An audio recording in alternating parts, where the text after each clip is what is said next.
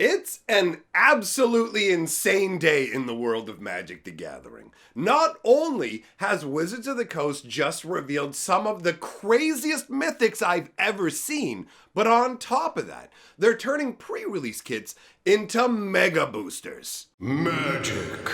I am a wizard! History. I'm an old wizard! The Magic Historian. My bones hurt.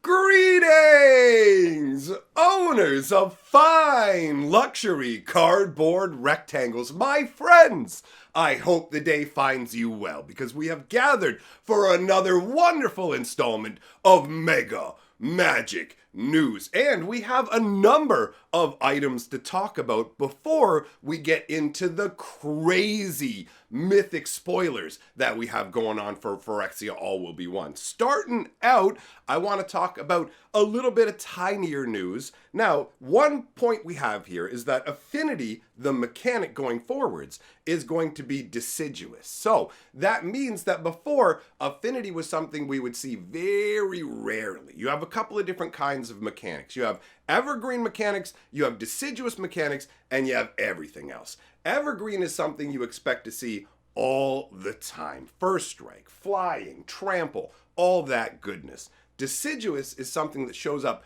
not like super rare, but not too frequently either. So Affinity's moved up the ranks now and is right in the middle. The next thing I wanted to talk about is the silly little thing going over on Reddit that's 100% flavor, and that is everybody's getting completed. They have a little tag that they attach to people's names that basically turns them into Phyrexians. And by interacting with other people in the threads, you end up getting infected and becoming a Phyrexian as well. It's just a small thing, but I very much enjoyed it. Now, let's talk about the pre-release kits becoming essentially mega boosters. They were already on their way there, but I feel like now, with the changes that Wizards is making, with the pre-release kit spin down dice, that we've really entered into mega booster territory. So you get your regular 6 booster packs whenever you get a pre-release kit, but you also get at least one special randomized promo card, and you get a spin down die. Now, there was some variance in the spin down die where normally they would branch across the 5 colors of Magic. Sometimes they would make just 2, whatever it was, but most of the time you'd have the 5 different colors.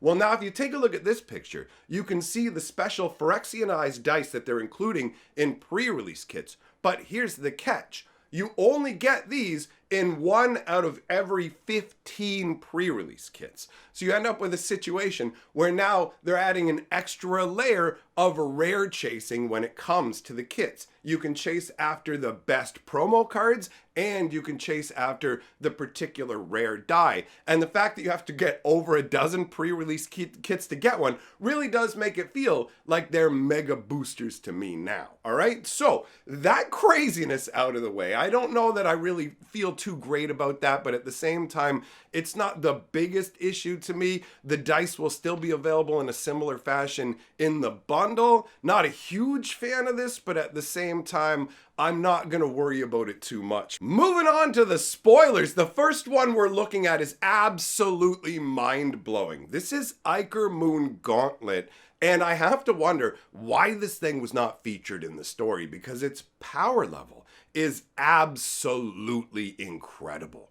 1 blue and 2 for an artifact that says planeswalkers you control have 0 proliferate and -12, take an extra turn after this one. This is literally a card that stamps additional abilities onto every single planeswalker you have on the battlefield. This is a great example of why changing the way artifacts work and having a bunch of them actually color-coded is a great idea, because there is no way that you could just slap this on a 3 generic mana cast artifact and not have it be the most busted nonsense ever. By linking it just to blue, it does limit it somewhat, and you have to admit as well, for the flavor of it, the taking an extra turn, that is very strongly a blue ability. Now, that's not everything that this artifact does. It also says, whenever you cast a non-creature spell, choose a counter on target permanent.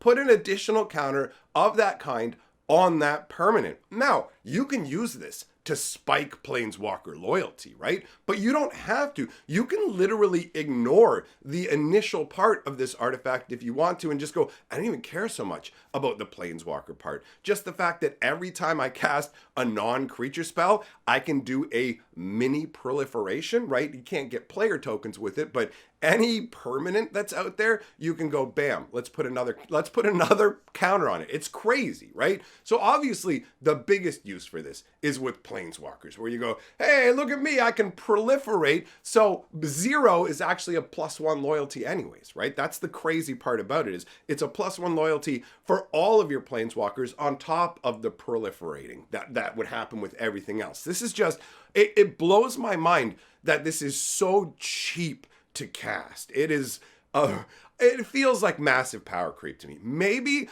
I'm just getting gut punched by the -12 take an extra turn ability combined with all the counter generation that this does, but this really feels super pushed.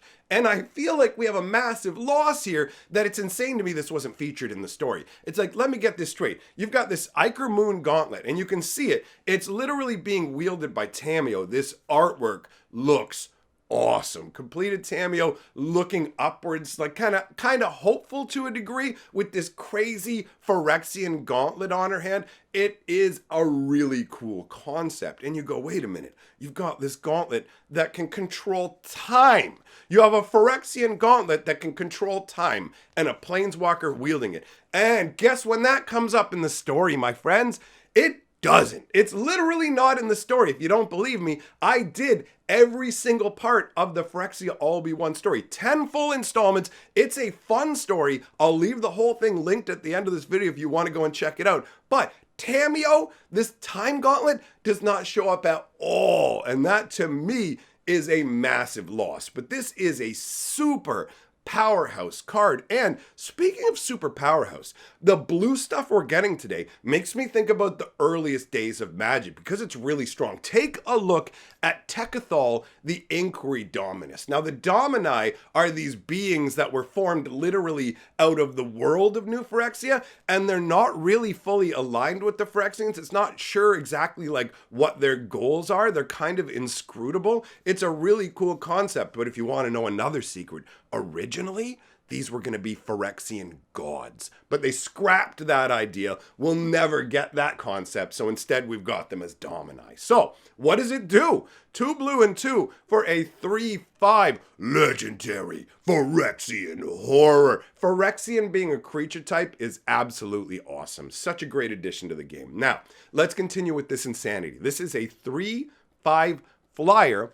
If you would proliferate twice instead. Cause why not? It doubles your proliferation. 4 mana for a 3/5 flyer. But where it gets absolutely insane to me is the ability that, I mean, this is across the board on all the Domini. They all have the ability to make sacrifices to be able to become indestructible. This one's sacrifice is pay 2 Phyrexian blue and 1, so you can just pay 1 and 4 life even if you want to.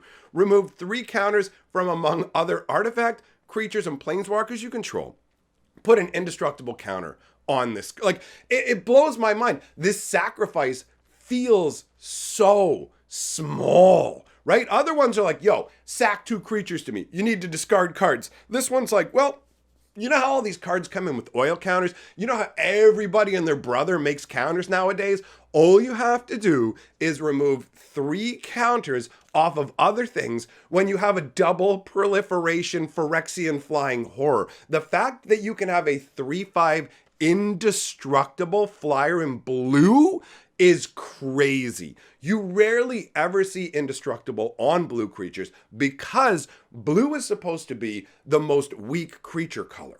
And an indestructible creature is a huge hurdle to overcome, right? And if you were going to tell me, yo, they're going to make a blue indestructible creature, my gut instinct would be it's going to have 0 power, so it can't be a threat. This thing's a 3/5 flyer that becomes indestructible. This is mind-blowingly insane to me. I can't get over the power level of these blue cards, but it doesn't just end with blue, because white is getting its own helping of power with the Phyrexian champion. And it makes you wonder why Phyrexia doesn't have more of these champions out on the field once you hear what this does. So first of all, the casting cost on this is insane.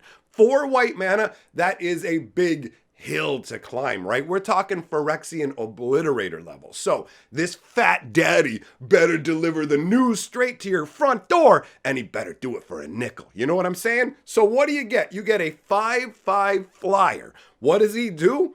If he would take damage, instead prevent that damage. And then it deals that much damage to any other target.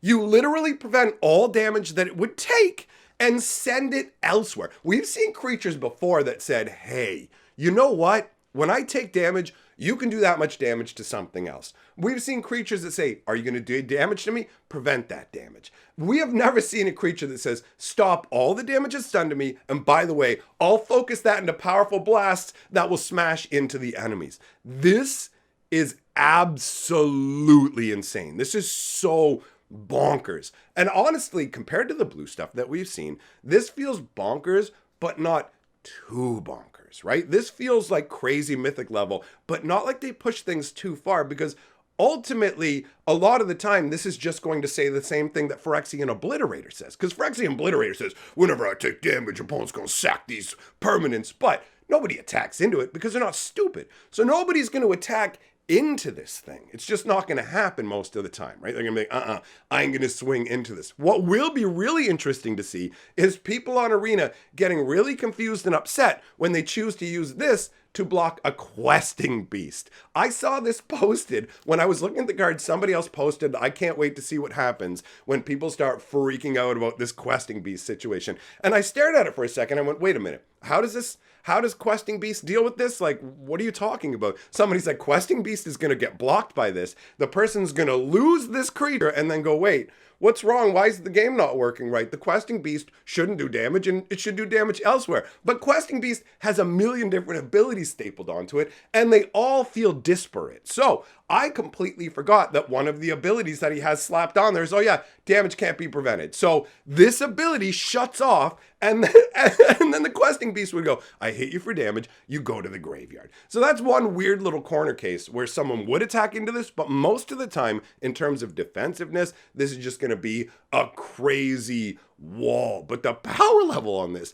is insane. The artwork, the way I picture it, is this Phyrexian. He has that big fat paddly arm, right? And the more you hit him, he's like, oh, you getting a paddling. Like that old man in The Simpsons, hitting me, that's a paddling. And every time he takes damage, that's a paddling, son. Paddling's coming. And the paddle just gets bigger and bigger. And then he just whams it into somebody and just shrinks back down. He's like, ooh, you want to hurt me again, son? I don't know. I like the vibe of it. It just makes me think, why do you not have a massive army of these Phyrexia? Now let's talk about another massive insane beast. This one gets me super excited. You may have already seen this guy. This is CATHARINES Rex, a big fat Timmy fueled green. It makes me feel so good looking at it. Just makes me want to yell craziness. It's 3 green and 4 as it should be. Glory like this needs to be limited to green mages who want to wield the power, because green is the best, bro. 8/8. Phyrexian dinosaur. Phyrexia got their hands on a dinosaur and said, let's soup this thing up. First things first,